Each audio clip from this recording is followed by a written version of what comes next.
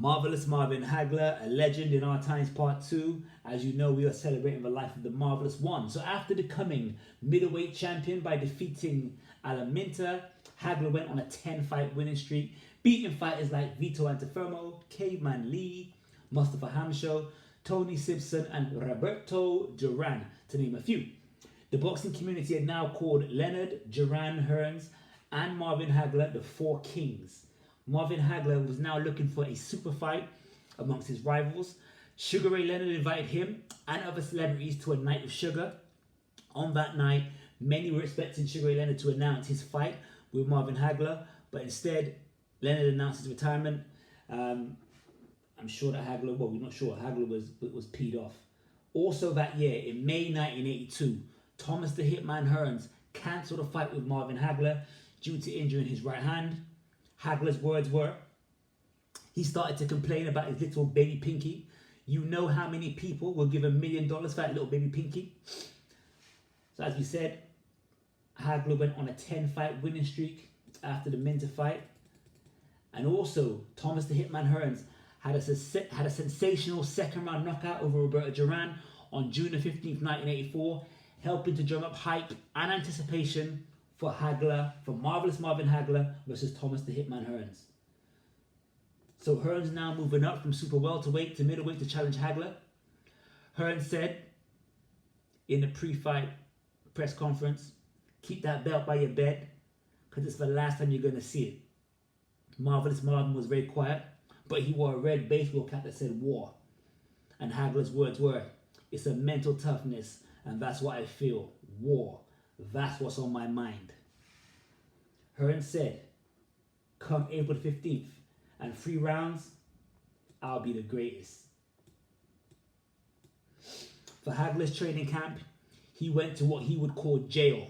Hagler said, I call it jail because you're sacrificing and you're away from your from no partying, no drinking, no woman.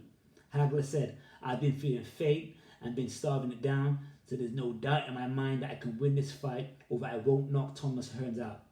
So the 15th of April, 1985, Thomas the Hitman Hearns enters the ring, 40 fights, 1 loss, and 34 KOs. As the champion, Hagler enters the ring after 60 fights, 2 losses, 2 draws, 50 KOs. First round, they go toe-to-toe. Hearns cuts Hagler above the eye. Hagler does not take a backward step. It's a great round. Back-to-back action non-stop. Second round, Hagler switching stance continuously, coming forward. Hearns' left hook connects. My bad. Hagler's left hook connects and he's able to trap Hearns on the rope. Third round, Hearns starts the round looking really good, flicking the jab and circling around Hagler. Hagler has to go looking. And then a cut, that same cut, reopens over Marvelous Marvin Hagler's eye. The referee just still stops the fight. The doctor takes a look and allows the fight to go on. Hagler then chases Thomas Hearns down and connects with a right hand that drives Hearns to the ropes.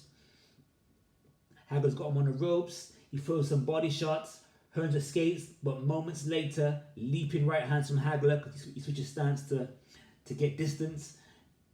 Gets Hearns on the back of his head, knocks him out. Hearns is flat on his back. He just about makes the count, but the fight is waved off by a referee, which is still, he's got no business letting that fight continue. This is viewed by many as the greatest 3 rounds in boxing history. So if you haven't seen this fight, if you're new to boxing, stop what you're doing. Well, actually, I'm going to put in the comment section, I'm going to put this fight, Hagler versus Hearns. Go and watch it. Amazing fight. They both went for it. Okay, so in that fight, Hearns broke his right hand on Hagler's head and was in a cast for 6 weeks. And this fight catapulted Hagler into superstar status. You can now see Hagler doing commercials for Right Guard, for Pizza Hut, for NutraSweet, Coca-Cola, etc. So this fight's really helped him get to where he wants to be, which is not just a boxing champion, but a superstar athlete. So Leonard now has come out of retirement to fight Hagler.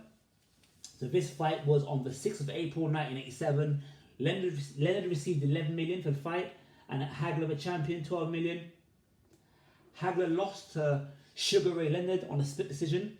Many in the boxing community, they're also split on who won this fight. Some say Leonard, some say Hagler. Some say it was tight, could have went either way. After being unable to secure a rematch with Sugar Ray Leonard, Hagler retires and leaves the sport. Hagler is adamant he's won all over the years, and he tells boxing analyst Larry Merchant that he'd never put on another pair of gloves after that fight.